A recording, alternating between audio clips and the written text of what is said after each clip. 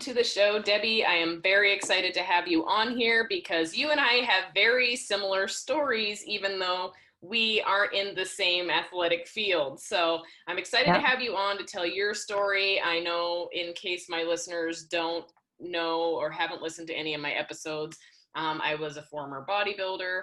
I pushed it way too hard. I fried my adrenals, and it's been an adventure to try to come back from that. So I definitely learned a hard lesson there, as did Debbie. And so today she's going to tell her story on my podcast. Uh-huh. Welcome, welcome, Debbie. Hey, thanks for having me. I'm glad we connected. It's just a miracle on social media, how we can all connect with mutual friends and like-minded individuals. I kind of seem to find these people that are my Instagram friends, even though, you never meet real life in person, at least this year. But it is just how we share common stories and similar passions, and which defines our purpose, and figure out, okay, this is my why I'm sharing my story on your podcast and what I do in my blog and my own podcast each day is trying to help people avoid going through what I had happen. But mine showed up. It obviously probably built up over years, but in 2013, I had my internal breakdown and burnout of my body system. So it's been a long journey and lots of lessons I've learned over that time.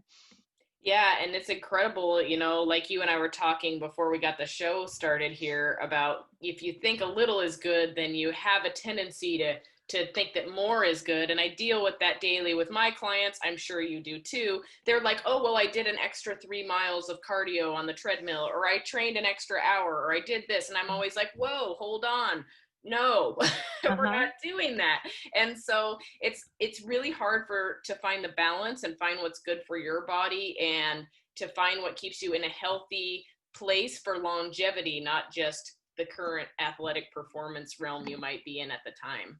Yeah, and I say that every day. I feel like I always have to add the word longevity and, athletic performance. People, my podcast is Low Carb Athlete podcast, and Brad Kearns, where we met each other through, is that driven individual, high performing individual that's type A, or we've said triple A personality, that, more is better philosophy, and we don't pay attention to the red flags when we need to say push stop, pause button and reset and reboot. Instead, we override those feelings and emotions and red flags, saying, your body's telling you to when to stop, you're doing too much. And we're so driven that we kind of forget, oh, that meant I need a day off, or that means go for a walk instead of another training session. So it's, learning those lessons, and, both of us sharing that story of N equals one, but fill in your blank if it's lifting weights, if it's doing Ironmans, if it's, I have clients that I coach that have kids at home, and someone who has a child with autism, and, a spouse and other kids. It's just constant busyness and constant stress in our world that can lead people down this path of what we call an FDN as practitioners, metabolic chaos. So it's figuring out, okay, let's prevent that, and let's work on performance and longevity, not just what I'm doing this year, but what are you doing right now that's going to impact the future you, your future self, and how can you rearrange your schedule, or your philosophies and your attitude and viewpoint in life to make your aging process even better. Absolutely. And it's so hard, especially when you have a goal, you're focused, you have your foot on the gas pedal, you're just going as hard as you can. But eventually, if you do that, you're going to crash. And it's a scary thing, right? Because people don't think of that. They're just thinking about the goal and the time. They're not thinking of beyond the goal. And that's when things tend to get a little chaotic. Mm-hmm. Yeah, I mean, my story, I wrote a book, Life is Not a Race, and I wrote that a few years ago because I needed to process like what happened to me in about February, March 2013. I came off the most amazing race season doing Ironmans, Ironman Hawaii and Ironman Canada, and I did 70.3 worlds, and I did marathons that year and 50K trail run, and because that was recovery, doing a marathon after you've done Ironman, it's like, what the heck, might as well do a 50K run and might as well do a marathon because it's my off season. And I think it's figuring out, okay, that was 2012, and then suddenly February I did a race. I'm like, God, my heart rate's higher. heart rate variability was kind of getting screwy. And then I was super slow trying to keep my heart rate down. And then March, I just, only thing I really remember, and I write about in my book, is that I went for a bike ride. And I'm usually a strong cyclist, and that's my best of my three sports and triathlon is cycling. And I had no energy. I started crying. I just had this total meltdown, and I had to tell my husband and our friend that we're biking with, like, I I was just bawling. Like, I don't know what's wrong with me. I can't pedal, and I gotta get home. And I, took the flat way home and just tried to find it back. But that was just this changing moment for me. It's like something is definitely off in my body. Why did I go from this top age group athlete to feeling like a slug? And then I gained 30 pounds, and it just felt like overnight. I'm like, okay, I just went from being lean, strong, athletic body, aerobic machine, and suddenly I didn't change anything of what I was eating or exercising, dropped down. But I'm like, why am I losing muscle and gaining fat weight just instantly? And it was really depressing. So then you're depressed because you're fat, because you're an athlete. You're like, you want to feel lean and strong and feel healthy, and then you're not healthy on the inside. There's total domino effect of one thing's broken and everything is connected. So you have just everything goes crazy and haywire in your body systems. And that's funny you said you instantly gained like 30 pounds, because that was the same scenario for me. I literally gained 40 pounds in like a month, and it was crazy. And I was like, what is going on here? Because I wasn't eating crazy, I was exercising, I was doing all of the right things, but it wasn't getting me anywhere. Yeah. And that's what I say in your, you give your elevator speech to define your coaching client. And my avatar client is people similar to me, ambitious, high performing, driven individuals that are doing all the right things, but still struggle to see any results. They still can't lose weight. They still have really poor recovery. Athletic gains are minimal, and they're just wondering what the heck's going on and having all these weird, unexplained symptoms. And that's kind of led me down the road the last 8 years, become a nutritional therapy practitioner. I became a FDN practitioner, a functional diagnostic nutrition practitioner this past December, as well as a Ben Greenfield's Kion coaching program and CHEK Holistic Lifestyle Coach. I just I've always been interested in nutrition and health coaching since college, and been personal training and health and triathlon coaching since forever, 25 years. So it's just to my own journey led me down this road to be a practitioner to help other people, because no one could help me. And I was doing all the right things, doing low carb fasting and all that stuff before it was even popular. I was doing fasted bike rides, and I was metabolically efficient and working on all this stuff, but I still got broken. So, and you feel like everyone's looking at you, right? You're like, okay, people probably think I'm sitting on the sofa eating ice cream, watching hours of TV, when I just wanted to say, hey, I didn't do anything. I didn't do anything wrong. I just gained weight. I didn't eat too much. And so that's what I felt like. I just hold a sign up walking around. I was embarrassed for what I look like. And most people didn't really notice it because I'm tall, so I could spread it out. But I knew my face and everywhere was just a chunk of fat that I wasn't used to. And it was just different. But you do feel like, okay, I need to tell the world something's wrong with me. But then people, what do they say? You need antidepressants.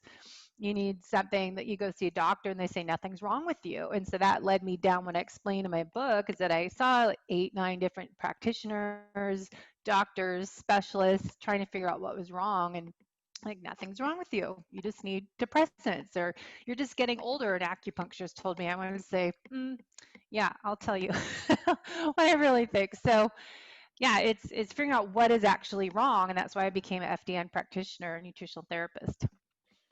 So when you started to have these symptoms and these signs, where did you start? Like, what did you do in order to discover what was actually going on and then start to fix it? Well, ironically, it was that February we had, Ben Greenfield had a program for coaches called Superhuman Coach program back in 2011.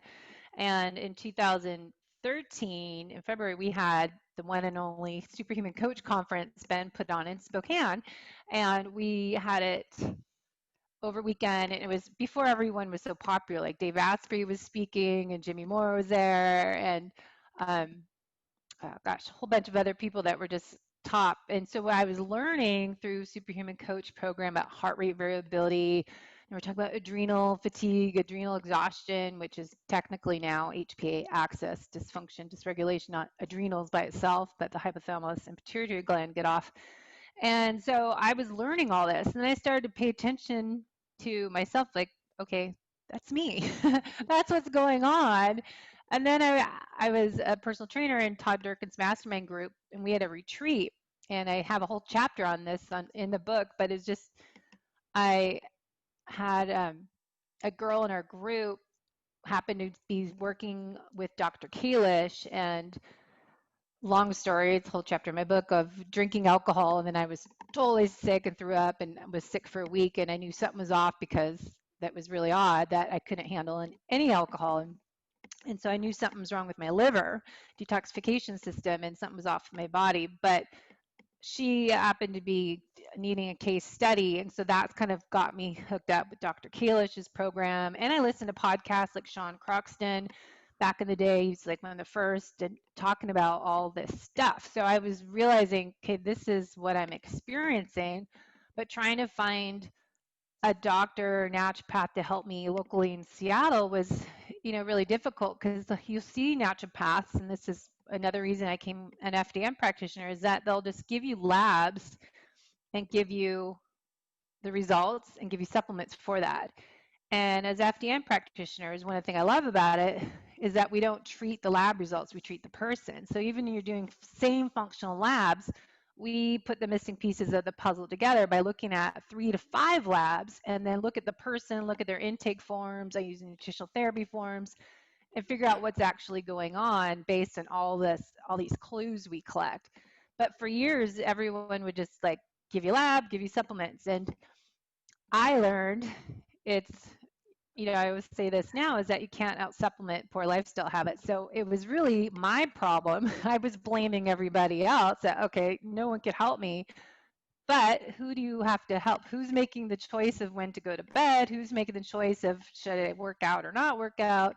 What, like I was fasting too much, and I was doing the opposite, doing too low carbs. I was doing too much fasting, fasted workouts, and really doing way too much bulletproof coffee back in the day. And I would just be living off that. So I was doing everything too extreme and not finding my own Goldilocks effect of that right amount for me to be healthy, and being so obsessed about it.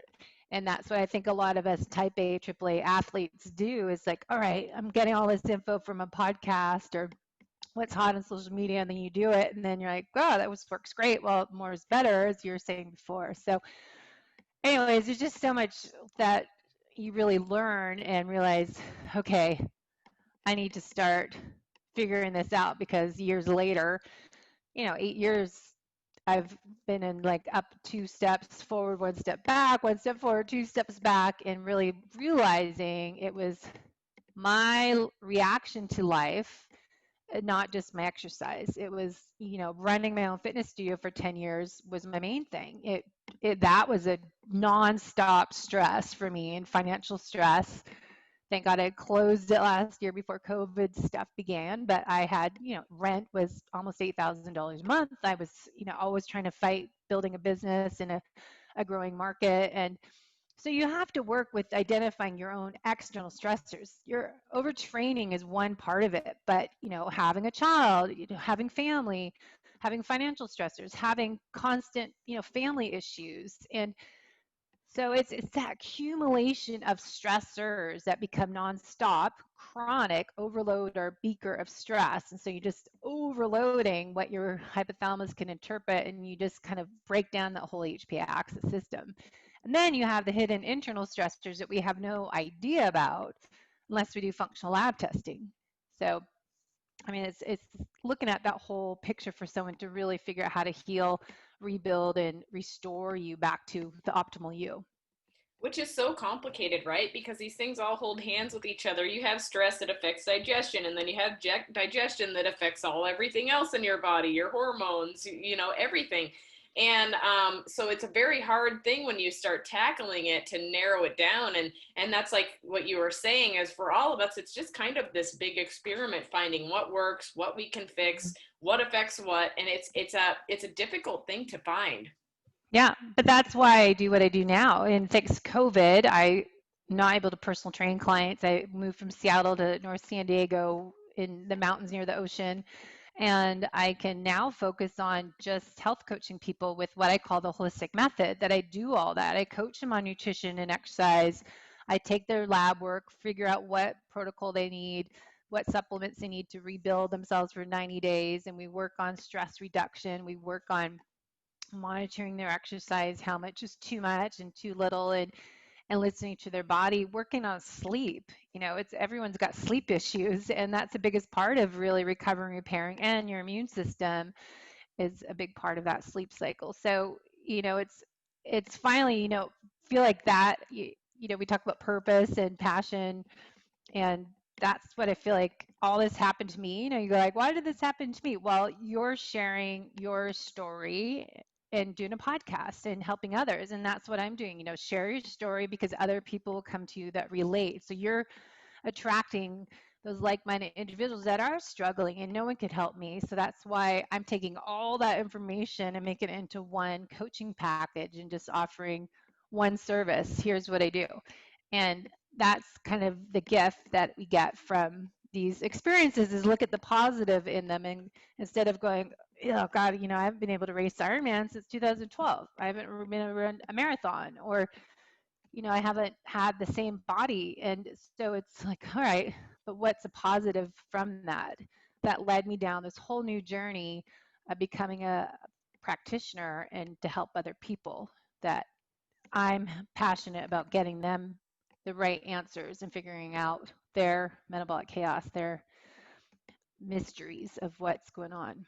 I love that so much. It's so funny. Like, oftentimes your struggles become your strengths. I know that there's Yeah. so many things I get more and more into, and it's like I found this amazing way to heal my body and help myself, and then I turned around, and when I got healthy, I drove myself into an unhealthy place again, because I was doing so great that I thought maybe I should be greater and push it even Yeah. harder and do all these Mm-hmm. crazy things. But also, with you, I mean, you competed in Ironman, you were an elite athlete, and once, I know you can definitely relate with me here, once you stop competing, everybody wonders why. They ask you constantly when you're going to do it again. And then you almost, Every day. yeah, you have this identity crisis, right? You're Yes. like, oh my gosh, I need to do this. You feel like you need Yeah. to do something. You have, it's just a really hard thing, especially as a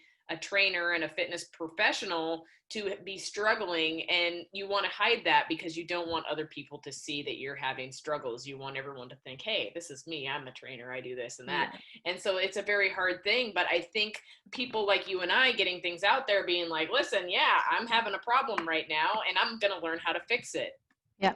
is a great Yeah. thing.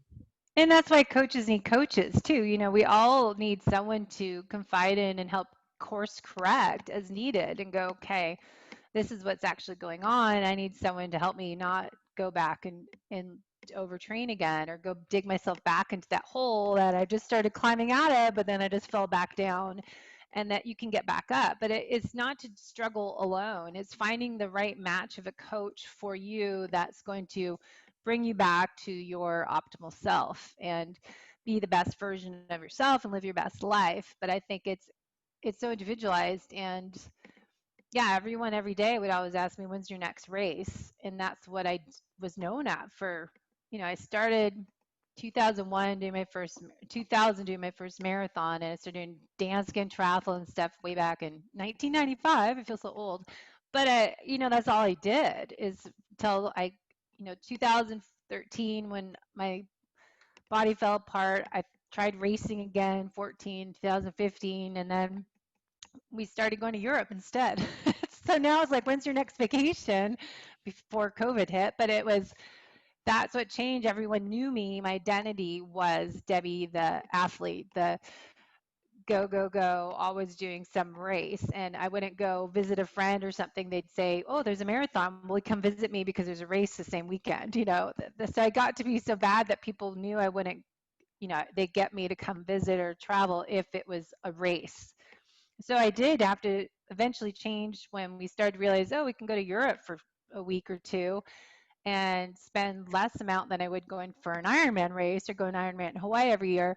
That it started to be exciting. My husband started traveling for work. I'm like, oh, I can go with you, instead of like, oh, I can't go anywhere because I need to bike 5-6 hours this Saturday, and my training was number one. And so my identity did change to, where are you going to go? When's your next vacation? Because we started going all these different places. That's so funny you just said that. You're like, I needed to train this many hours. Or so funny thing is, I was training for a 120-mile bicycle race this summer, and we were like, okay, I planned all of our camping trips around where there was pavement so that I Uh-huh. could get my training sessions in and not miss them. So even my Yeah. husband knew. He's like, oh, well, we can't go here because there's not any pavement, so you won't be able to train. It was ridiculous, but it's funny Yeah. how you start manipulating everything, which is also a stressor, right? If you think about Mhm. it, you're Mhm. manipulating your whole life to fit in this one goal or this one box. And so Yeah. I appreciate that you said that. Yeah. So let's For dive sure. into the holistic method a little bit then and talk about that. I know you have a lot of things to kind of help prevent burnout and help with overall longevity. And so are there some things that my listeners can do that if they are athletes that help them kind of maintain a parasympathetic state post training, things Mhm. like that? There's a lot of that is going on right now in online summits. There's one on just the whole vagal tone itself. Jody Cohen's doing this week, actually, parasympathetic summit. And what it comes down to, simple free takeaways I get from different seminars, is breathing. Intermittent fasting, not too much, not, I think too long is too much for people, but letting your body rest and recover, repair, 12 hours, 16 hours overnight, and nasal breathing. Taking some breathing exercises is just, when you feel that anxiety and you feel like, you're just, yeah, I can feel it now. I'm more aware of when I feel like cortisol's just like bursting through my head. That is just that, hit the reset button. And I just take 3. And I do this before you eat too. Just stop. And that's a whole nother thing. Eating when you're sitting and focusing on what you're eating and chewing, not multitasking, is a huge thing. And work on just take a deep breath in and longer exhale. And just taking 3 breaths, you just feel this, you know, total chill. And that's been big for myself, and my husband will do that before we eat our meal, because you kind of feel it rushing, trying to get to eat, and then you're like, I gotta get going. And it's always this constant reminder, when you're eating, it's a parasympathetic state. Rest and digest is your parasympathetic nervous system. Sympathetic nervous system is your fight or flight. And how to get your body to parasympathetic, especially when you're eating or when you're trying to sleep, you got to shut it down. And that's the big thing. The holistic method is 8 elements, and there's always more to add in there, but it's nutrition, exercise, sleep, stress, movement, which is, I think, important part, because athletes a lot of time work out and then they sit on their rand all day working. And then digestion and gut health, hydration, because I think we tend to drink way too much coffee and forget about water a lot of times. And then happiness is my big thing right now. I keep trying to share on Instagram, is just positive quotes, positive energy, positive vibes, writing in a gratitude journal, writing down 3 things you're thankful for that day. What are the positives? Because I think when we get busy and you feel stress and the negativity of the world right now, I'd shut, I can't watch the news. Me And neither. I stopped, I think, more so in like April, for sure, when we moved in June. we'd watch BBC, but local news, even we had it on last night to get the update. I'm like, this is why I can't watch the news. I get so angry and frustrated. This stupid lockdown, like, okay, it makes no sense. Give me scientific data, all these Mhm. numbers, all this stuff. So I just get all fired up. So I know what my red flags are when I need to breathe, you know. And we also have been doing yin yoga, a new thing I started since not being able to go to the gym in March, is free videos on YouTube. And then I ended up signing up for this Travis Elliott Inner Dimension Yoga, and they have all these different yogas on it. So we've been doing this sleepy time yoga or yin yoga. It's really easy to do at nighttime. It's just holding some poses, and it really helps you sleep better because it shifts you in that parasympathetic state. So you're holding these yoga poses, stretches for 2 to 3 minutes, and you're just breathing. So doing that nasal breathing, helping relax. So that's my big thing. And walking, you know, getting out for a morning walk. I have a, you know, grateful for where I live now. I can watch the sunrise and the sunset from our house, and getting outside in nature. I think all those are great free things that we can all do more of, and getting that fresh air is huge. I love that. I know in the winter time around here, I find that my mood completely changes when I'm locked up indoors. We get lots of snow. It's super cold out, and I feel like I'm just kind of trapped, you know? So Yeah. I know that's one thing that I really appreciate about the area I live in is the fact that I can go out in the mornings and enjoy fresh air and get sunshine and all that stuff. There's a reason that the sun is assimilated with being happy, right? Because it's good Mhm. for you. So I love all of that. Yeah, I think getting out, especially when people are working from home, you know, I had my clients that I know we were working in March when all this happened, and staying at home working and not having to commute an hour to work each day. I said, isn't that a positive? You don't have to drive and sit in traffic. But then the negative was being at home was hard for people all day, and waking up and going to your office was like crawling out of bed, shower, going next door to your wherever your office is in your house. But I said, just I don't care if you walk out to your front door and turn around, come back in. I just want you to leave your house, walk and come back in, you know, just get outside, because I think mentally being at home all day is just a horrible feeling. You feel that like claustrophobic feeling. So I think you have to go outside. So I started thinking back in March, breakfast, lunch, and dinner is not a signal to eat, it's a signal to move and get outside. And I thought that was a great way to explain, okay, when it's noon, that doesn't mean eat, it means move outside. When it's sunsetting, when it's getting darker out or about to set, get outside, dinner time, and do that. And just getting self-care, I think, is so essential to everyone. It's not just athletes, but I think, you know, making yourself a priority, and that old saying, putting the oxygen mask on first, is so essential. And I think for our health and for athletic performance and longevity is just the key part of doing those things for yourself and not feeling guilty that you're taking that time out for you. Absolutely. I say that a lot with my parents and people that, especially because as moms, you get mom guilt, right? You're like, oh, I went and did Yeah. this and I should have been hanging out with my kids or who knows what. Yeah. But you have to take care of yourself first before you can take care of everybody else well. So Mhm. that's a huge thing, I think, for people. So yeah, and I know as of late I was reading some of your stuff, and I've been programming foam rolling and stretching into all of my clients' programs at the ends of their workouts to try to get their body to just chill out, because Mhm. we're in this rat race constantly where we're like rushing from place to place. We go to the gym and then we get in the shower and then we rush to work. Yeah. I think we need those extra few seconds to just calm down and kind of switch gears before we move on to the next portion of our day. Yeah.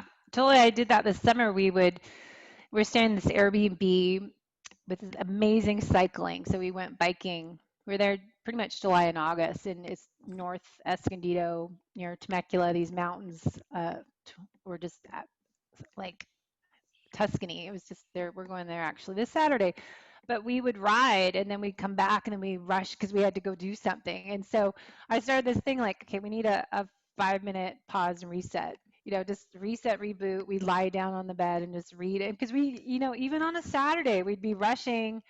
And I used to go to master swimming 7 in the morning, 8:30, come home, I'd bike at 9, and I'd like be so stressed out because I hate being late. Of Mm-hmm. course, I'd be like, go, go, go, go, got to get ready to get on a bike. And I'd be anxious and I'd be, short tempered. And it was like, okay, I'm going for a bike ride. Now I don't, it's different now. I don't schedule a certain time to go. We just kind of, I don't meet people to ride. We just go when we're ready to go. But it's amazing that mentality of you just getting going, like your life is a race, is what I call my book for. Because we'd wake up in the morning and it wouldn't stop until you go to bed at night. It was just go, go, go. And now I know when I just need a timeout. Just what you give your kids. Give yourself a timeout, stop and breathe and just lie down on the floor after you work out or just be chill. And it's so amazing how you feel in just a few minutes. You don't have to take a long time. But, foam roller, I started pulling out I found the stick that I have, you do the stick roller stick. I've been doing that at night.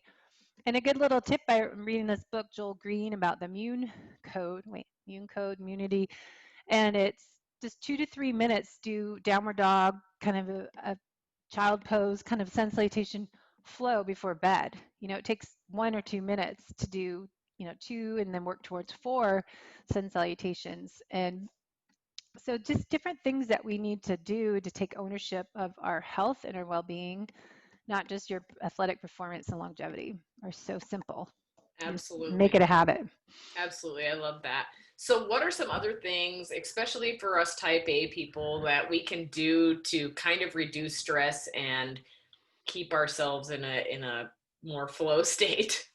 Yeah, well, I think what I had to do is rearrange my schedule so I wasn't so tight. So instead of going, you know, next activity A to B to C, that I would have a little break in between each thing. And again, like I just said, I don't like being late. So that would be a stress. So I panic if I'm late. So now I know, okay, don't plan something when you're out of master swimming at 1 p.m. Don't plan something for 1:30 because I would do that. I'm like, okay, how am I supposed to get out of the pool, walk without talking to anybody, to the locker room, shower when you're allowed to shower at the pool, and get ready and be somewhere at 1:30? Because I would just panic mode, right? You're just like, I'm just alerting my emergency response system. I'm running from that lion all day long. So secret was just to give a little more buffer window. Okay, if I'm done at 1, I'm not scheduling anything till 2. And if I have a booked appointment day with meetings and coaching sessions with people, I just have to give bigger window in between things that has nothing. And even yesterday, I had a full day, and then I, got done. Then I'm like, crap, I got the laundry to do. I got to take the garbage out, and then I had to finish dishes and all this stuff. I'm like, okay, I'm just gonna sit down and chill out for a moment, and then I'm going to get up and do all this stuff, because I went from packed busy work day from working out in the morning, right home from trail running. We went 9 a.m. I was done at 5:30 p.m. and I was like, I could feel it. So you just have to learn how to pay attention to what your body's saying. Is a long process. It's not so easy for us. So we're learn how to relax when your body says, I'm like wound up. So I knew last night was a good example. I just sat down. Okay, I'm going to chill out here. Then I'm going to do all those chores, because I wouldn't get done. I would just be going nonstop till I went to bed. And the other thing I would add in is that going to bed, because it's a priority for me and my health. That was a big thing when you have adrenal fatigue. It's air quotes around that. There's not a video, but there's alert of when you're waking up at 2 in the morning is a big, huge sign. And I had this a few weeks ago because I had a lot of stress with argument with somebody, that I was waking up at 2 in the morning. I'm like, crap, it's happening again. I knew what to do. And it was, taking some lemon balm, sleepy time herbal tea before bed, and learning how to shut off your mind. But it was a week that I was doing that 2 a.m. wake up call. So if you have that happen, you can get the tools how to reset and reboot yourself so it doesn't get to be a month-long process, and how to shift that. So doing that vagal tone, like there's parasympathetic oils, that vibrant blue oils, cell that you put it behind your ear, lighting candle, writing my gratitude journal before bed. So if I'm going to bed at 8, I go to bed at like at 8 because I Me get up too. at 5. Okay, good.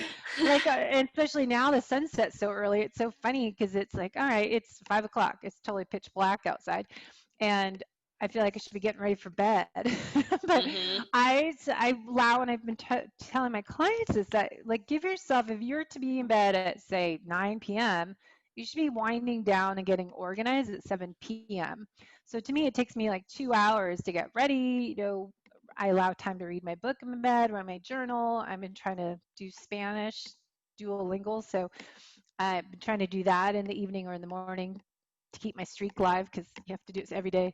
And then I, leave a big chunk of time so I can have that sleep hygiene routine, because that's essential to having a good night's sleep, to feeling good the next day, to have a good workout the next day, to make good healthy choices. It's all about sleep. How can I improve the quality of sleep? I think every part of your life will be improved if you make that the essential part of your day, to key sleep. Absolutely. I agree with that. I have my phone actually set to basically shut down at 6 p.m. every single Good. day because I find that if I'm looking at my phone at all after that time, I sleep like crap. Yep. And it's like it turns my brain on and I can't stop thinking about things. And then the Yep. next thing you know, I'm not sleeping well. So Exactly. it's a really interesting thing. Now, can we rewind a little bit? You were saying you wake up at 2 o'clock in the morning. What is your input on that, because I know so many people where that happens. So why does that happen? That's a major red flag of HPA axis dysfunction. So your cortisol and melatonin, the Dutch hormone test is a test I would do on that to see what your hormone cycle is doing in a 24-hour window. Your cortisol should be low at night and melatonin up. When you wake up, your melatonin should go down and your cortisol should be at the highest. In the middle of the night, there's different reasons. It could be, around 2 to 3 in Chinese medicine. 2 a.m. to 3 a.m. is liver time in Chinese medicine. I found earlier this year, I wrote a blog about it. The Chinese medicine body clock is kind of cool. Each organ has a function and it's more active at different times of the day. Uh, and then the circadian clock, that, who wrote that book about your organs? But adrenal wise, you'll have, if your cortisol is elevated, it could be blood sugar elevated, it could be parasites, it could be different reasons. But if you have that wake up call at 2 a.m. ish, it could be, different things. So your hormones or cortisol could be higher than it should be and causing you to wake up. But usually it's the cortisol activates glucose, and glucose is up higher. So I like doing the cortisol glucose monitor. I did NutriSense for a couple of weeks, and I would love, oh, you have one on. Yeah, It's I'm wearing awesome. one. I keep a really close eye on it because that's the other thing, right? I had my blood sugar perfect, and it was like picture perfect all the time. And the last couple weeks have been under a lot of stress, and I started noticing at about 3 o'clock in the morning, I would go into my Hmm. hypoglycemic. I would go into the 40s, and then cortisol goes high, brings your wake up, your blood sugar comes Hmm. back up again. But I was like, oh boy, I know I have too much stress right now because I see Yeah. what's happening with my blood sugar. It's getting crazy. Yeah, and some people say have a little bit of carbohydrate at nighttime to help that blood sugar stay stable if it tends to go high and drop down. I think a lot of benefits of lab testing, doing a GI map or the Biome FX and looking at what's going on. If you have parasites are more active at nighttime, I was trying to look into that. There's not a lot of research on it, but I was fascinated with the NutriSense on myself, any continuous glucose monitor, what happened in the evenings, but also women's menstrual cycles. There's a lot of people mentioning that in the group Facebook page that they have. And so no one's really dabbled in that. It's like, all right, if you have elevated blood glucose levels while you're sleeping, why is that? Is that when, there's more activity of parasites that you have in your body, or is it, your glucose is higher because of stress? And so it's so that's why I love doing that, because it's a great, if you could do Aura Ring and the continuous glucose monitor and really track what's going on and look at what your body's doing 24 hours a day, it gives you so much biofeedback of what areas you can tweak and then experiment. Like, okay, I start tracking berberine before bed and taking some ketones, and this Joel Green book I'm reading, he has some different things, kind of biohacks you can do to help your body blood sugar stay stable, and how to optimize your liver detoxification while you're sleeping, and all these different things, your immune system. We really want that housekeeping service to come at nighttime and work while we're sleeping. It's like the tooth fairy come in, and while you're sleeping, I always think of the housekeeping service. If you're not asleep in a deep sleep, we're not going to have this kind of house cleaning service. And Mhm. that's why I think it's figuring out, all right, it's I had stressful time. Here's what I can do. I know this works for me. If I stop eating 3 hours before bed or 2 hours because I know I don't sleep well. I don't drink alcohol. I'll just have you know Friday, Saturday night, I might have a vodka soda is my drink, but I know I can't have certain things. I know a lot of people have said that their sleep is horrible and their aura ring and their glucose levels if on a continuous glucose monitor if they have alcohol. If you eat too late, I have a client I'm helping that has family stress going on. And so it's interesting how that at nighttime, oh, I had a phone call with my brother before bed and how that totally interrupted her whole sleep and her glucose. So it's a good self experiment, but just shows you what I keep saying chronic stress impacts the whole you. And what you can do is really optimize your sleep, figure out what I can do, not reading your phone, emails, text messages, Mhm. 7 Mhm. o'clock, 6 o'clock, set boundaries. And I think there's so many things that are free that we can implement into our lifestyles to create that good sleep hygiene routine so we don't have that 2 a.m. wake up call. And Mhm. how to work on stress, like journaling, going for walks, clearing my head on my bike rides, and getting some play and laughter is what I think people don't do enough. They're so, especially when you start to get more adrenal fatigue-ish, that I found myself getting so irritable, short-tempered, impatient, and just needed to loosen up. Like, what the Mhm. heck? I'm just so uptight. Now it's like complete opposite. Mhm. And I had to learn that. And moving this year, actually, thanks to COVID, I'm working coaching people full time online. I can, was able to move, and now it's like, all right, I don't have to get up and go to the gym because I don't have a gym. My gym's doing yoga at home now. I'm waiting for the sun to rise to go out for a run or a bike ride. And it's so funny to me thinking I thought it was slowing down the last 8 years, but until COVID hit, I didn't know what slowing down was about. It's like you're stuck at home, like, well, oh my God, this is total lame-o, sitting around Mhm. in bed thinking, okay, I'm waiting patiently for the sun to come up so I can go outside. It's like Mhm. this new life, but there's gifts and everything, right? It's like, what Mhm. is this gift I've been given that this is what slowing down is like? I'm not being lazy, but it sure feels like laziness sitting in bed for half an hour. Absolutely. I love it. And I love that you talk about the stress and breathing too, because isn't it funny when you do get angry or upset or mad, or you're like, you can't, if you're mad at someone as a prime example, and you're mad at somebody driving or whatever it is, you're like, Yeah. you get that like hyper feeling. And so that's when you know that you need to reel it in and take some deep breaths and get back into that parasympathetic I state. So think that's the biggest thing, though. If you want one tip to take away from the show today, is just breathe. And there's a whole book I haven't read, but James Nestor, the book on breathing, is on my to read list. Everyone always tells me to read, but I'm like, okay, breathe through my nose, longer exhales, and you just feel this mhm. release.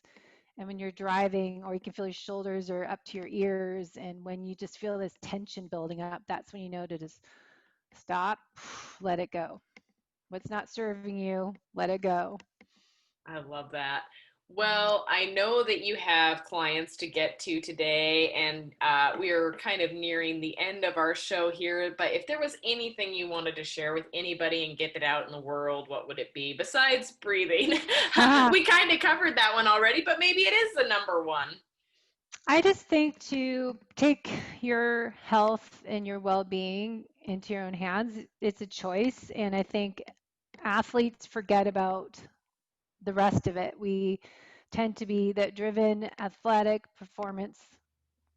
We want to get the athletic performance gains, but we forget about the rest of being healthy. And looking at athletic performance, but longevity and making sure you're fit and healthy on the inside and now is really essential. And I've been trying to do more podcasts myself, sharing my own lab test, going, okay, I just found out I have mold toxicity, and that could have been for 8 years or more. And I would have never known that was a contributor to my internal stressors. My gut dysbiosis, hormones are totally in the tank, and all these different things. So I think, finding a practitioner to help go, okay, I'm working out, is it serving me justice? Am I breaking myself down and decreasing my, let's see, making my aging process worse, or am I improving it? And as I get older, it's all about, I want to keep doing this stuff as I get older and live a good, healthy life. And I think what you're doing right now, is that serving me purpose for my future self? I love So that. Well, if my listeners want to come find you, how do they do it? easy, debbiepotts.net, and I'm the Low Carb Athlete on Instagram and Facebook. So usually more Instagram and share to Facebook. I don't know how people do all the different things. It's too much for me. So I've learned stress, less is more, and more is not better. Find that right amount for you, and that's me just doing one thing Instagram and a little bit on Facebook. I love that. Well, thank you so much for joining me, Debbie, and I appreciate your time so much. Yeah, we'll have you on my show next to share your story because it's very inspirational as well. I love that. I'm looking forward to it. Great, thanks.